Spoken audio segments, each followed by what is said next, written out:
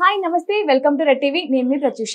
ప్రస్తుతం మనతోని senior journalist దాము బాలాజీ గారు మనతో ఉన్నారు సార్తో మాట్లాడి మరిన్ని విషయాలు తెలుసుకుందాం నమస్తే సార్ సార్ రీసెంట్ గా జగన్మోహన్ రెడ్డి గారి కారు కింద పడి ఒక వ్యక్తి చనిపోయిన విషయం అందరికి తెలిసిందే అయితే ఈ విషయం పైన కూటమి ప్రభుత్వం కేసు వేయడం జరిగింది అది నిన్న హైకోర్టులో అయితే విచారణకు రావడం జరిగింది మరి ఈ విషయంలోనే హైకోర్టు కొన్ని సంచలన వ్యాఖ్యలు చేశామని విన్నాము అసలు ఆ సంచలన వ్యాఖ్యలు ఏంటి సార్ నిన్న హైకోర్టులో ఈ కేసు వచ్చింది నేను దీని మీద ఆల్రెడీ ఒక వీడియో చేశాను ఏంటంటే జగన్ ఒక పరామర్శకి వెళ్ళాడు విగ్రహ ఆవిష్కరణకి రెంటపాళ్ళ అదేంటంటే మన పల్నాడు జిల్లా పల్నాడు దీంట్లో సత్తెనపల్లి తాలూకా మండలంలో ఉంటుంది అన్నమాట ఊర్లో ఆ ఊర్లో లాస్ట్ ఇయర్ ఒక వ్యక్తి చనిపోతే ఆ విగ్రహ ఆవిష్కరణ కోసం వెళ్ళాడు తమ పార్టీకి సంబంధించిన వాళ్ళు ఈ వెళ్ళినప్పుడు పోలీసులు ముందే ఏం చెప్పారంటే జగన్ కాన్వాయ్లో 11 కార్లకి ప్లస్ జగన్ పార్టీలో ఒక 3 కార్లకు మాత్రమే పర్మిషన్ ఇస్తామని చెప్పారు కానీ జగన్ ఒక 50 కార్లతో వెళ్ళాడు సో వెళ్ళినప్పుడు ఏమైందంటే అక్కడ ఒక ఏటుకూరు బైపాస్ అని వస్తుంది ఏటుకూరు బైపాస్ దగ్గర ఆంజనేయ స్వామి టెంపుల్ దగ్గర ఒక వ్యక్తి ఒక వెహికల్ కింద పడి చనిపోయాడు ఆయన పేరు చీలి సింగయ్య అనే వ్యక్తి చనిపోయాడు చనిపోయినప్పుడు ఎస్పీ సతీష్ కుమార్ ఏం అనౌన్స్ చేస్తాడంటే ఇది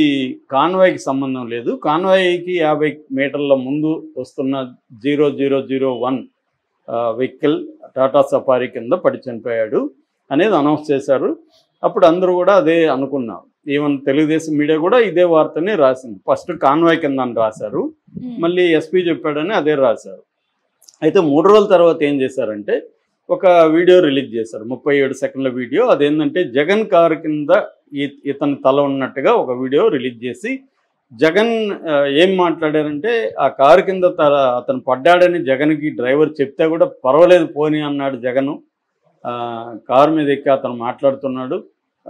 పోనీ అన్నారు అంటే కావాలని ఇంత దుర్మార్గంగా చేశారు అన్న ఒక నెరేటివ్ని తీసుకొచ్చి వీళ్ళు ప్రచారం మొదలుపెట్టారు కామన్ సెన్స్ ఉన్న వాళ్ళకి అది అర్థమవుతుంది అది ఫేక్ వీడియో అని ఎందుకంటే ఎవరైనా చనిపోతే క్లోజప్లు పోయి ఎవడు తీయడు జనరల్గా టక్కని తీస్తారు ప్లాన్డ్గా క్లోజప్ ఒక షాటే తీరేవారు సో వైట్ షాట్ లేదు అక్కడ రెండోది అంత జనం ఉన్నప్పుడు కారు కింద ఒక వ్యక్తి పడితే పోనేరాని ఏ నాయకుడు కూడా అనరు జగన్ అనే కాదు ఎవరు కూడా అన్నారు అంత అనాల్సిన అవసరం ఏముంటుంది అతన్ని తీసుకెళ్ళి ఇచ్చేయచ్చు ఇంకా మంచి పేరే వస్తుంది కదా అతనికి సో అది ఎవరు చేయరు మూడవది ఏంది వేరే రిలీజ్ చేశారు ఎవరు వైసీపీ వాళ్ళు ఇంకొక వీడియో రిలీజ్ చేశారు ఆ వీడియోలో క్లియర్గా ఇతను రోడ్డు మీద ఉన్నాడు ఇటు కారు మీద కాలేసుకొని పడుకొని మాట్లాడుతున్నాడు ఇతను యాక్సిడెంట్ అయినాక కూడా మాట్లాడుతున్నాడు పక్కన అంబులెన్స్ ఉంది వాళ్ళ వెర్షన్ ఏంటంటే ఇది వాళ్ళు టాటా సఫారీ కింద పడ్డాడు ఇతను సింగయ్య మేము అక్కడ చూసి ఇతను మేము మా వెహికల్లో హాస్పిటల్కి తీసుకుపోతామని చెప్తే అక్కడున్న ఏఎస్ఐ రాజశేఖర్ అనుకుంటా అతని పేరు అతను ఆపి లేదు అంబులెన్స్కి ఫోన్ చేస్తున్నాను వస్తుంది అన్నాడు అంబులెన్స్ రావడం లేట్ అయింది అప్పటికి నాకు ఎక్కువ దెబ్బలేం తగలేదు కాలర్ బోన్ దగ్గర దెబ్బ తగిలింది అతను స్పృహలోనే ఉన్నాడు వీడియో కూడా మనకి సాక్ష్యం ఉంది సో అప్పుడు తీసుకెళ్లారు అది లేట్ అయింది అసలు చనిపోయే ప్రసక్తి లేదు వీళ్ళు ఏమైనా చేశారా అని వాళ్ళు ఆరోపిస్తున్నారు సో ఏదేమైనా ఈ కాంట్రవర్సీ ఉంది దీని మీద వీళ్ళు ఏం చేశారంటే జగన్ బుల్లెట్ ప్రూఫ్ వెహికల్ అది జగన్ ఓన్ది అనమాట గవర్నమెంట్ ఇవ్వాలి మామూలుగా వీళ్ళు ఒక పనికిమాలను తీస్తే జగన్కి నచ్చక అది హైకోర్టు పర్మిషన్తో తనే బుల్లెట్ ప్రూఫ్ కారు కొనుక్కున్నాడు